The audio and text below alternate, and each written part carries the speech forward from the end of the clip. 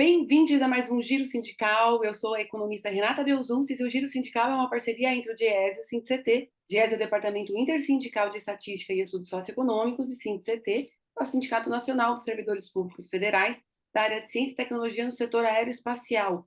Este é mais um programa que vai tratar das campanhas salariais. Temos os petroleiros, que é uma das grandes categorias que tem database agora em setembro. E quem vai nos ajudar aqui a fazer essa conversa é a dirigente da FUP, da Federação Única dos Petroleiros, e também do Sindipetro Unificado São Paulo e Centro-Oeste, Cibele Vieira. Cibele, bem-vinda mais uma vez, então, a este Giro Sindical e obrigada por aceitar nosso convite. Muito obrigado, Renata, ao pessoal do Giro, pelo convite. E acho que é muito importante, né, a gente trocar como está a percepção dos sindicatos, até para a gente também se balizar e também ir fazendo debate ideológico, né, com a população, com o telespectador em geral. Então, antes da gente entrar na campanha salarial propriamente dita, vamos falar um pouquinho sobre esse novo momento em que a companhia se encontra. Nós estamos agora findando 8 meses do governo Lula, depois de 6 anos de golpe, 6 anos de governos que buscaram precarizar a situação do trabalhador, diminuir o papel do Estado e vender o patrimônio a preço de banana. Qual é a sua percepção sobre esse momento em que a Petrobras está, considerando o que a gente vem deste passado? Felizmente, a gente conseguiu derrotar o Bolsonaro nas urnas, mas infelizmente não foi da forma que a gente desejaria. Por que eu coloco isso? Porque o resultado apertado do jeito que foi coloca muitas limitações ao governo federal também, né? As pessoas às vezes têm dificuldade em entender a dimensão disso, mas tanto a votação em si, ela mostra uma força do executivo, como também o Congresso que é eleito junto, né, na mesma eleição que se elege o executivo. Então, isso faz com que você tenha que fazer alianças. E essas alianças, às vezes, elas requerem cargos em ministério, né, às vezes até estatais, enfim. Então, ela influencia no dia a dia como um todo. E a gente está acompanhando aí que o governo Lula, até para conseguir ter uma base sólida e passar os projetos no Congresso, porque também não adianta você ter um monte de ideias se o Congresso não aprova. Então, a gente vê aí que está tendo que ampliar ainda mais a aliança do que o que foi nas eleições. Demora um pouco mais para as coisas acontecerem do que a gente gostaria.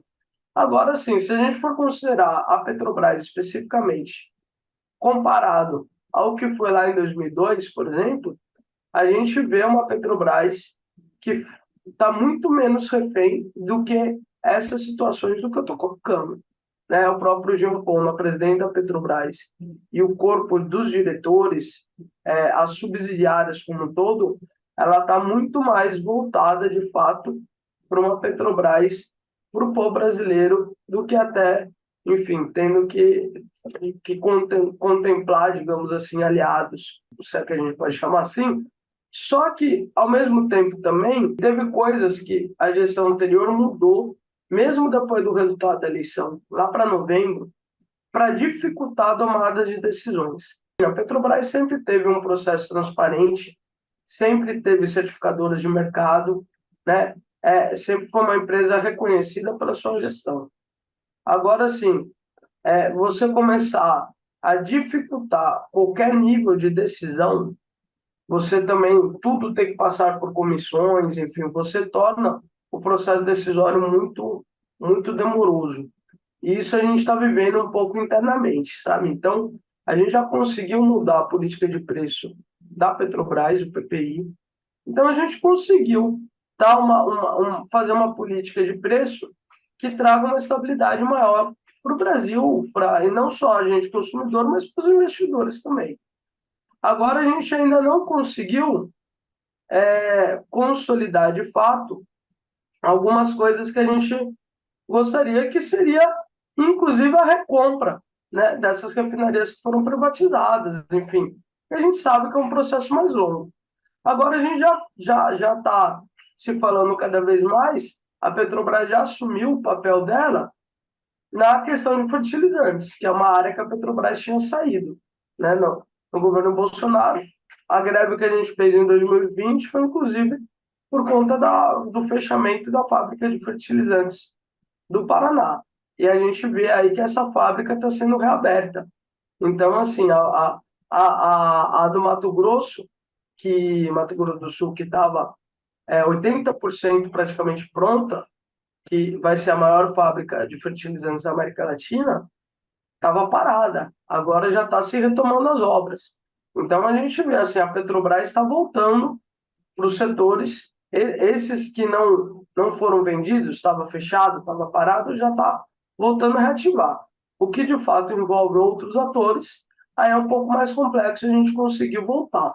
Né? Agora, sim, mesmo sem a recompra da RELAM ou da REMAN, da Clara Camarão, que são refinarias que infelizmente foram privatizadas, a gente vê aí que só com o plano que a Petrobras já divulgou para abastecimento, que é a parte de refino, a gente já caminha através do aumento de produção das refinarias já existentes para uma autossuficiência, né? Que a gente tem autossuficiência de petróleo, mas não do refino.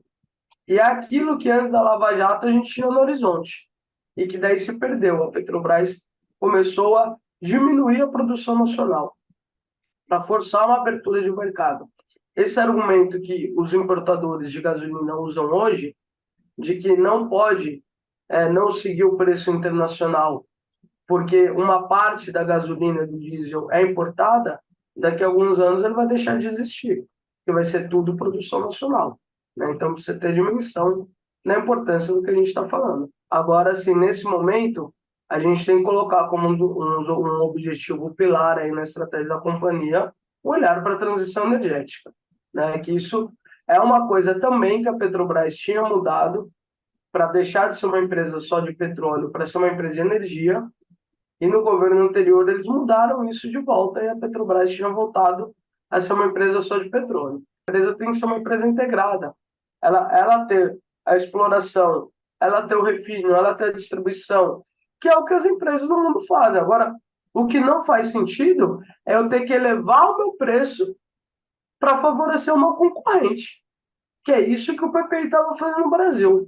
Isso não faz sentido nem na regra capitalista. O Giro Sindical vai fazer um intervalinho e volta já.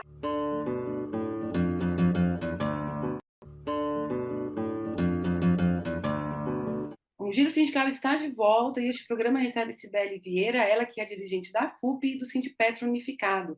Cibele, agora vamos entrar na nossa campanha salarial aqui propriamente dita. Então, essa campanha, ela tem muita coisa para reconquistar, ela tem muita coisa para reconstruir. Qual é a pauta da categoria? A nossa campanha do Acordo Coletivo da Petrobras, nos nossos debates que a gente fez no Congresso Nacional, ela está a reconstrução e humanizar. Por quê? Teve muita coisa que atacaram diretamente o dia a dia dos petroleiros e petroleiras. Tem muita coisa que nunca foi fruto de acordo coletivo, que envolve até qualidade dos treinamentos, funcionamento mais específico da CIPA, para além do que já tem nas NRs.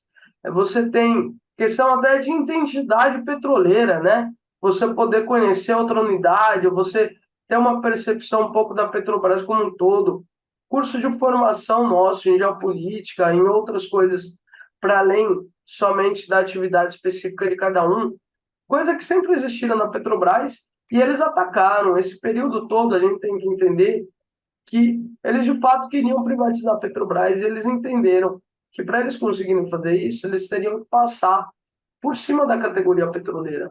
E aí eles atacaram diretamente a gente, tanto perante a opinião pública externa, né, como também que essa dimensão que poucos têm do quanto que a gente sofreu no dia a dia do petroleiro e petroleira, tanto no escritório como nas unidades operacionais, refino, plataforma, enfim, nas termoelétricas, como um todo. Então, esse acordo coletivo ele traz muito disso. Ele traz benefícios que a gente perdeu ou foram congelados nesse período, e a gente até conseguiu segurar muito do nosso acordo coletivo em si. Só que traz muita coisa nova, só que não é nova. Era a prática que existia dentro da companhia, que não precisava estar no acordo coletivo e que eles atacaram nesses últimos anos. E aí muita questão também de diversidade. Né? A gente tem uma pauta bem robusta em torno de PCDs, pessoas, né, alguma necessidade, doenças graves, a questão de gênero, combate a assédio moral, muito forte o combate a assédio sexual. A gente vê também, principalmente na questão de conscientização, mas também no que o plano de saúde cobra ou não cobra, uma questão, né, da pauta LGBTI que é muito forte, na questão de transição de gênero, enfim. Então, tem uma pauta com uma diversidade que a gente nunca teve igual, né, na categoria como um todo. E também essa questão dos ataques que eles fizeram, né, para a questão do dia a dia mesmo, mexendo com até a escala de turno. A gente teve muito ataque aos aposentados e pensionistas, né? Tanto no plano de previdência como na questão do plano de saúde. Eles realmente tentaram fazer com que os aposentados e aposentadas não tivessem mais direito ao plano de saúde. Então, o ataque que eles sofreram foi muito forte nesses últimos anos. Então, a gente tem uma demanda acumulada muito grande. Então, eu acho que isso representa esse acordo que a gente está começando a negociar.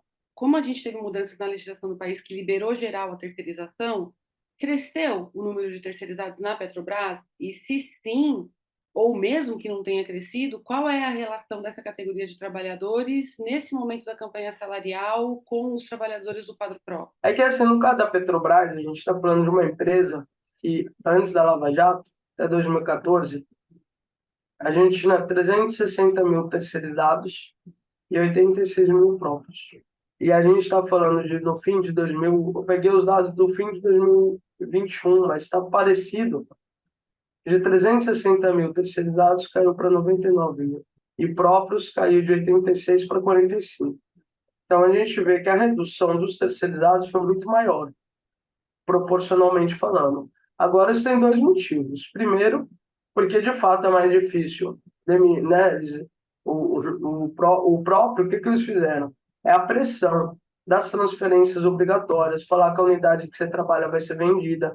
Você tem uma falta de previsibilidade mínima para o planejamento da sua vida. Tanto que um dos grandes temas desse acordo coletivo é a saúde mental.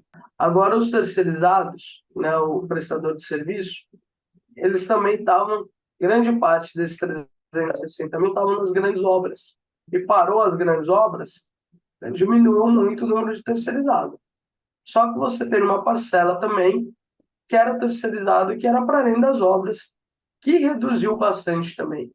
A gente está aí com um déficit de efetivo, tanto e daí, no geral, muito grande na Petrobras, porque eles planejavam vender mais da metade do refino. No que a gente conseguiu segurar cada venda, era gente que eles estavam forçando a sair da empresa e que não vendeu aquela unidade. Então, hoje, a gente está com um risco operacional, inclusive, muito grande por falta de efetivo na Petrobras. Então, se você for ver a terceirização em si, o índice até está melhor em relação ao número de próprio terceirizado, mas por motivos errados, né? Por motivo ruim.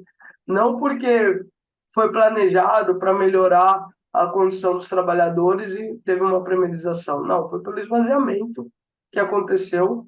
E aí o pessoal, o prestador de serviço, é mais vulnerável do que o concursado próprio, então eles sofrem primeiro.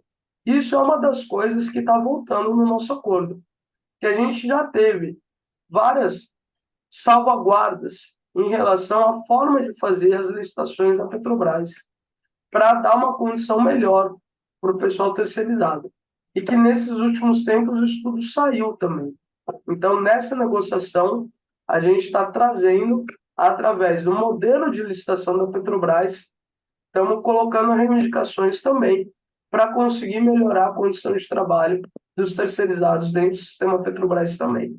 Como é que está em relação ao reajuste salarial? Tem alguma reivindicação específica em relação a esse tema, que é sempre um tema muito importante para qualquer campanha? Então, a gente está solicitando IPCA, né, que ainda não saiu no mês de setembro, e também nas perdas salariais passadas, porque teve ano nesse período que a gente ficou com o reajuste abaixo da inflação.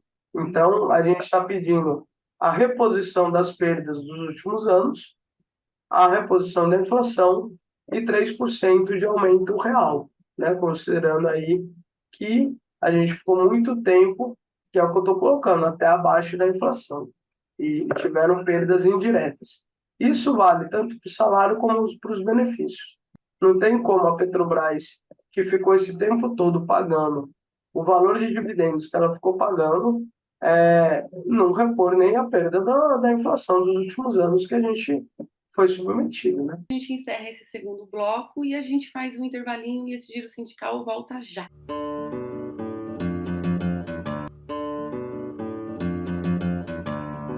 Giro Sindical está de volta e este programa recebe a dirigente da FUP e também do Sindipetro Unificado, Cibele Vieira.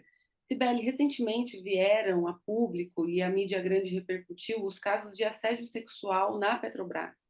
Foi matéria do Fantástico, foi matéria do jornal O Globo, ficou bastante difundido e conhecido casos bem graves, com depoimentos de trabalhadoras.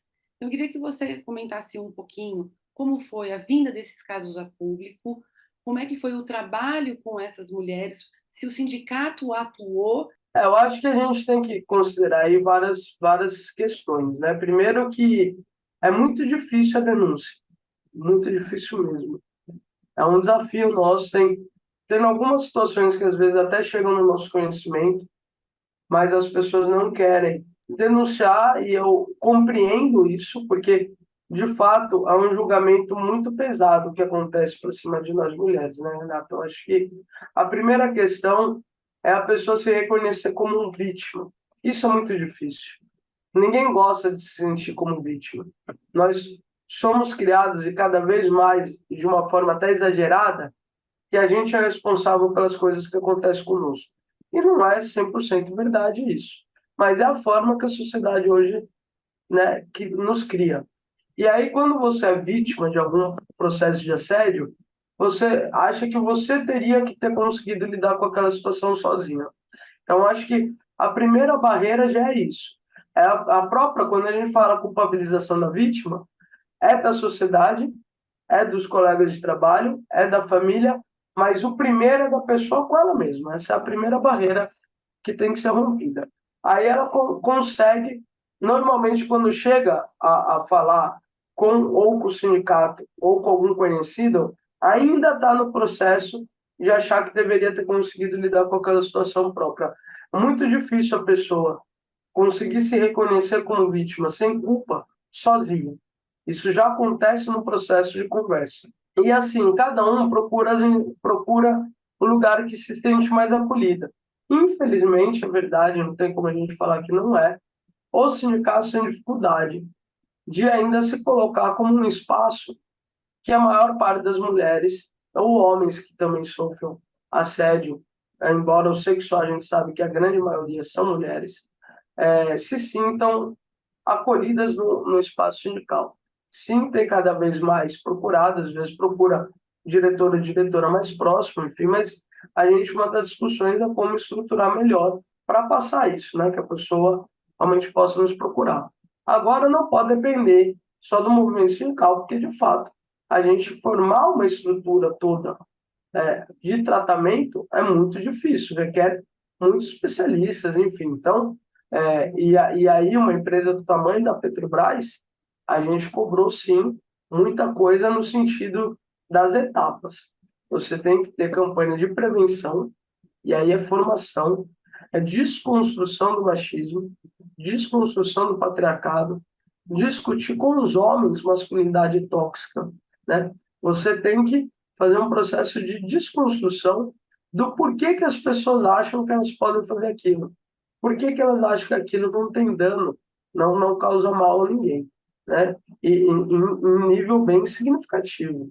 A gente tem relatos de plataforma de mulheres tendo que colocar cadeira na porta do lado de dentro do camarote, que recebia telefonema à noite, com gemido, com pessoas, né, falando falas sexuais, de cunho sexual, e aí, assim, você está num espaço confinado, e é absurdo você ter que fechar a plataforma, camarada da plataforma, sendo que você está num ambiente explosivo. Se ter alguma emergência, como iam tirar aquelas mulheres daquele camarote, né? Então, assim, É uma situação muito crítica isso que a gente está falando. E essas coisas vieram à tona numa dimensão, de fato, muito forte. E isso, de fato, foi com o apoio do movimento sindical, mas foi um movimento bem autônomo das mulheres petroleiras. E foi com o apoio tanto da FUP quanto da FNP, mas foi um movimento delas. Eu mesma, como sindicato, já tenho alguns casos que vieram lá de São Paulo, que aí foi casos que a gente tinha acolhido como sindicato já, né? Agora, sim, eu já estou há mais tempo no movimento sindical e eu fui coordenadora do sindicato lá em 2014. Então, é um sindicato que, querendo ou não, por mais que a gente ainda tenha limitação de número de mulheres, mas tem uma visibilidade, né, maior de que tem mulher em linha de frente da direção.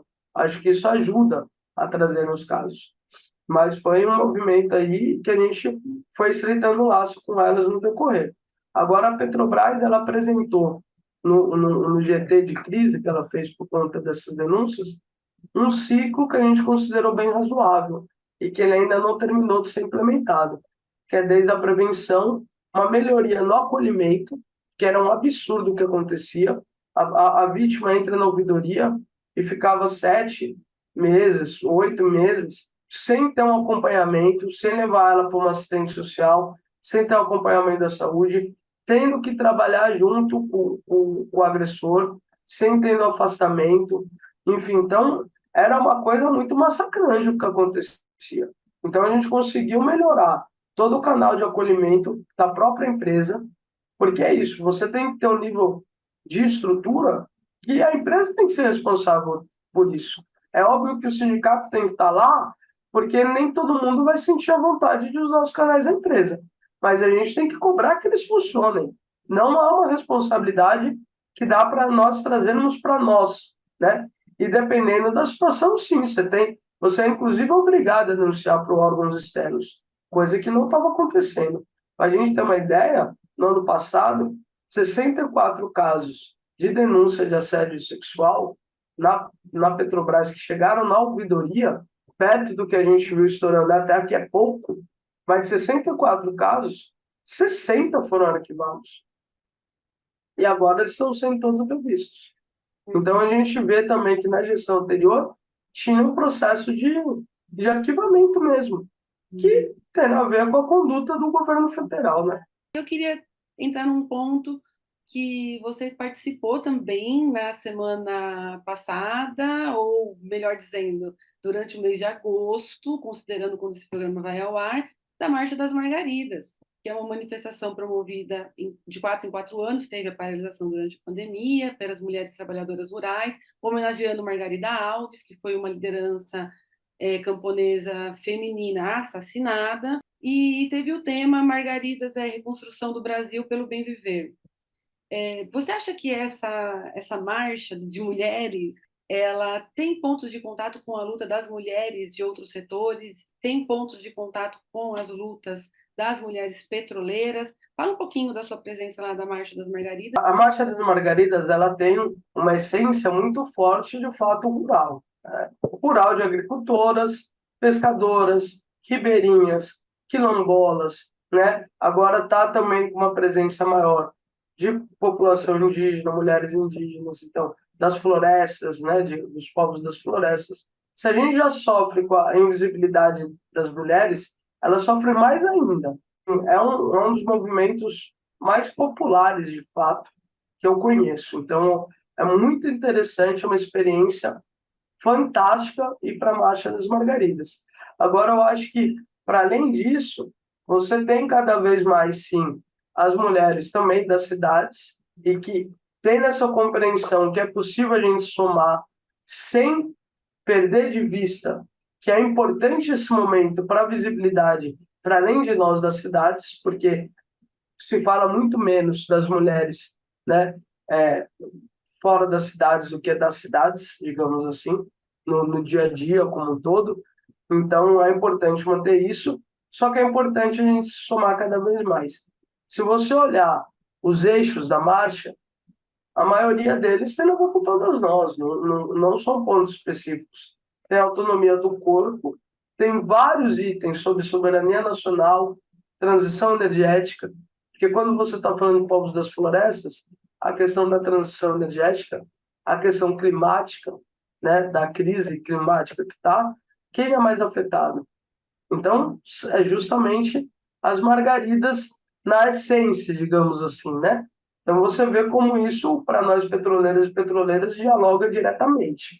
Agora, para além disso, é um dos maiores movimentos feministas que tem, né? No Brasil é a maior e provavelmente na América Latina, de forma assim constante, organizada. Você pode ter tido um outro momento igual foi o Ele Não, que foi enorme, mas de forma organizada, de fato, é a Marcha das Margaridas.